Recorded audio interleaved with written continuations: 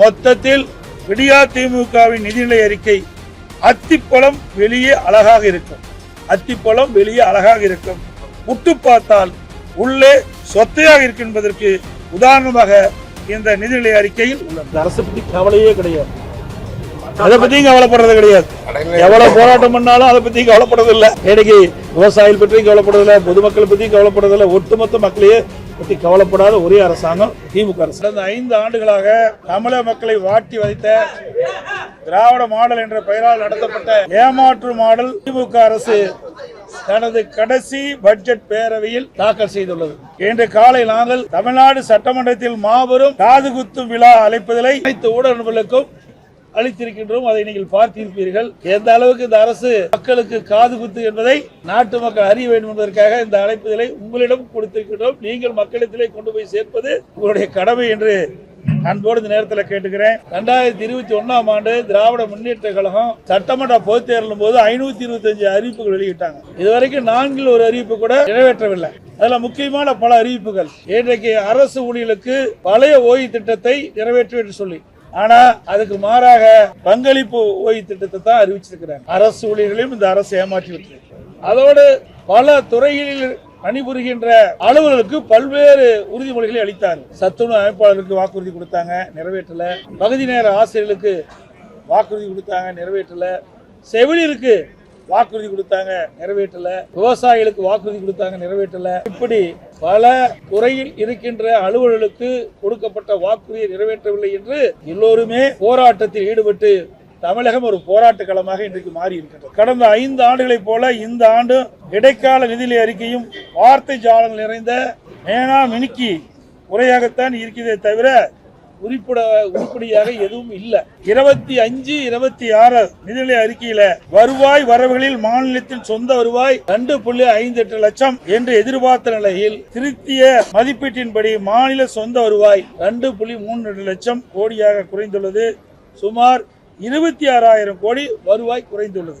அதே போல மத்திய அரசின் மீது குற்றம் சுட்டும் நிதியமைச்சர் மாநிலத்தின் சொந்த வருவாய் 26,000 கோடி குறைந்துள்ளது பற்றி எந்த விளக்கமும் அவையில் தெரிவிக்கவில்லை. வரவு செலவு 2025-26ஆம் ஆண்டு 66,753 கோடி செலவிடப்படும் என்று கணித்த நிலையில் திருத்திய மதிப்பீட்டில் இதுவரை 51,442 கோடியாக, அதாவது சுமார் 15,000 கோடி குறைந்துள்ளதற்கு நிதியமைச்சர் எந்த காரணத்தை கொண்டு விளக்கவில்லை. நிதி பற்றாக்குறை 24-25 96,000 கோடி என்று கணித்த நிலையில் இந்த கணக்கின்படி அது 1,01,000 கோடியாக, அதாவது 5,000 கோடி அதிகரித்துள்ளது.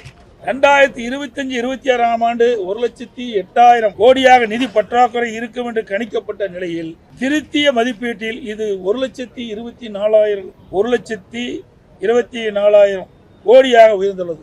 அதாவது நிதி பற்றாக்குறை சுமார் 16,000 கோடி அதிகரித்துள்ளது. 2026-27 இடைக்கால பட்ஜெட்டில் நிதி பற்றாக்குறை 1,22 லட்சம் கோடியாக இருக்கும் என்று குறிப்பிட்ட நிலையில் திருத்திய மதிப்பீட்டில் கண்டிப்பாக இது உயரும். இந்த ஆண்டு நடப்பாண்டு 2026-27 1,22,000 கோடி பற்றாக்குறைக்கு சொல்றாங்க. திருத்திய மதிப்பீடு இன்னும் குறை இருக்கு. இவ்வாறு நிதி பற்றாக்குறை அதிகரித்துக் கொண்டே சென்றால் அதை ஈடு செய்ய மக்கள் மீது வரிச்சுமை மற்றும் கடன் வாங்கும் அளவு கூடும். இது மாநில வளர்ச்சிக்கு உகந்ததல்ல. திரு ஸ்டாலின் ஆட்சிக்கு வந்தவுடன் ரகுராமன் ராஜன் அவர்கள் தலைமையில நிதி மேலாண்மை குழு அமைத்து மாநில நிதிநிலை சீர் செய்யப்படும் என்று சொன்னாங்க. இதுக்கு ஒரு நிபுணர் குழு அமைச்சாங்க. இந்த நிபுணர் குழு அமைத்த பிறகுதான் அதிக கடன் வாங்கியிருக்கிறார் தமிழ்நாட்டில். ஆனால் இன்றைய நிதி நிலைமையோ மாநிலத்தின் கடன் உயர்ந்தும் மக்கள் மீது வரிச்சுமை மற்றும் கடன் சுமை அதிகரித்துள்ள தவிர வேறொன்றும் இந்த அரசில் சாதனை எதுவும் இல்லை.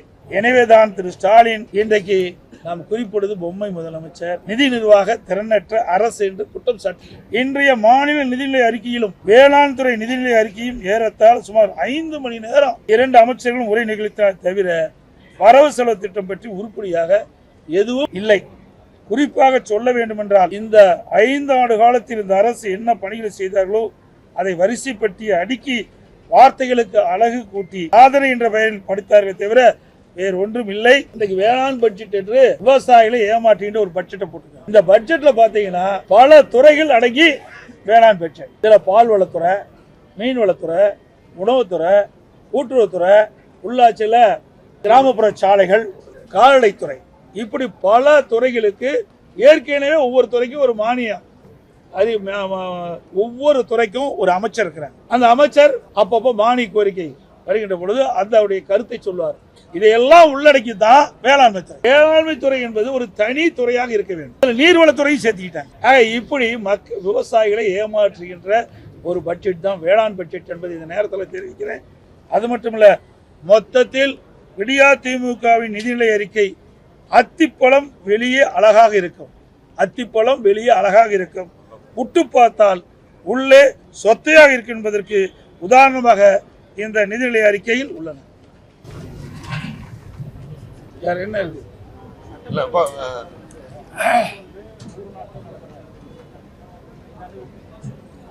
இதெல்லாம் சட்டமன்றத்தில் பேசலான்னு இருந்தேன், நீ இப்பவே கேட்டுட்டீங்க. இது ஒரு அறிவிப்பை செஞ்சேன்.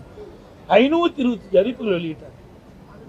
அதுல 1/4 அறிவிப்புகள் தான் நிறைவேற்றிருக்கிறார். எஞ்சிய அறிவிப்புகள் நிறைவேற்றப்படல. இதற்கு வெள்ளை அறிக்கை வெளியிட வேண்டும் என்று நான் அடிக்கடி குறிப்பிட்டேன். ஊடகத்தின் வாயிலாக, பத்திரிகையின் வாயிலாக, சட்டமன்றத்தில் தெரிவித்தேன். அதுக்கு பதிலே இல்லை. ஆனா முதலமைச்சர், திராவிட முன்னேற்ற கழகத்தில் இருக்கின்ற அமைச்சர்கள் பெரும்பாலானோர் 95% அறிவிப்புகள் நிறைவேற்றப்பட்டதா சொல்றாங்க. அத்தனையும் போய் நீங்க கேட்ட மாதிரி சட்டமன்றத்தில் ஒரு வருடத்திற்கு 100 நாட்கள் சட்டமன்ற நிகழ்ச்சி நடைபெறும் என்று சொன்னாங்க. ஆனால் மொத்தமே ஒரு 140 நாள் தான் இருக்குன்னு நான் கருதுறேன். இவ்வளவுதான் 5 வருஷத்துலையும் சேர்த்து இந்த அரசாங்கம் இந்த சட்டமன்ற நிகழ்ச்சி நடத்தியிருக்கு. தொடர்ந்து போராட்டம், கிராம உதவியாளர் போராட்டம் ஒரு பக்கம், ஊராட்சி எல்லாரும் ஒரு போராட்டம், விவசாயிகள், கறிக்கோழி விவசாயிகள் அந்த போராட்டம் தொடர்ந்து நடந்துட்டு இருக்கு. இன்னும் முடிஞ்ச பாடு இல்லை. இப்போ இங்கே சட்டமன்ற கூட்டத்தில் ஒவ்வொரு முறையும் வாக்குறுதி கொடுத்துட்டு வராங்க, பேச்சுவார்த்தை நடத்திட்டு வராங்க. இப்போ நீங்க இப்போ எதிர்கட்சி சார்பாக நீங்க அந்த போராட்டத்தில் ஈடுபடுறவங்களுக்கு என்ன ஆதரவு தர போறீங்க? ஏற்கனவே இது குறித்து சட்டமன்றத்தில் நாங்கள் கவன ஈர்ப்பு கொண்டு வந்து இந்த அரசுடைய கவனத்துக்கு கொண்டு வந்தோம். அப்படி கொண்டு வந்தோம். இந்த அரசு அந்த கறிக்கோழி வளர்க்கின்ற அந்த விவசாயிகளுக்கு எந்த உதவியும் செய்யல, எந்த நடவடிக்கை எடுக்கல. இன்றைக்கு அந்த கறிக்கோழி கொள்முதல் செய்கின்ற அந்த நிறுவனத்திற்கு தான் இவர்கள் உதவியாக இருக்காங்க. இதில் பல்லாயிரக்கணக்கான விவசாயிகள் இந்த கறிக்கோழி வளர்ப்பில் ஈடுபட்டிருக்கிறாங்க. அவரெல்லாம் போராட்டம் நடத்தி அந்த போராட்ட நடத்துக்கெல்லாம் கைது பண்ணியிருக்கிறாங்க. இப்போ தான் விடுதலை ஜாமீன் வந்திருக்கிறாங்க. அதெல்லாம் ஒரு சாதாரண விவசாய குடும்பத்தை சேர்ந்தவர்கள். இது அவருடைய வாழ்வாதாரம். இந்த கறிக்கோழி வளர்த்தி தான் குடும்பத்தை நடத்த வேண்டிய சூழ்நிலை இருக்கின்ற காரணத்தினால இன்றைக்கு அதனுடைய கறிக்கோழி வளர்க்கின்ற பொழுது அதனுடைய செலவு அதிகரித்து விட்டது. அது புள்ளிவிவரமாக கொடுக்குறாங்க. அதற்கு உண்டான தொகை அதிகரித்து தான் கேட்குறாங்க. அதை கூட இந்த அரசு சரியான முறையிலே அந்த நிறுவனத்தை அணுகி, அந்த கறிக்கோழி வழக்கிற்கு அணுகி ஒரு பேச்சுவார்த்தை நடத்தி ஒரு சுமமான ஏற்பாட்டை செய்திருக்கணும். ஆனால் அதெல்லாம் இந்த அரசை பற்றி கவலையே கிடையாது. அதை பற்றியும் கவலைப்படுறது கிடையாது.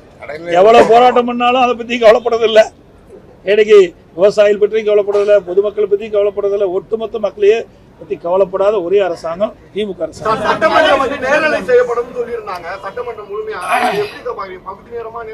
அதாவது நான் பேசும்போது வராது, லிங்க் கொடுக்க மாட்டாங்க. அதையும் பேசும்போது மட்டும் லிங்க் வரும். நான் என்ன கேள்வி கேட்டேன்னு அதை ஒளிபரப்பினா தான் அதற்கு உண்டான பதில் சரியா தவறா என்று மக்கள் புரிந்து கொள்ள முடியும். பல முறை சட்டமன்றத்தில் பேசிட்டோம், நீதிமன்றம் வரைக்கும் போனோம்.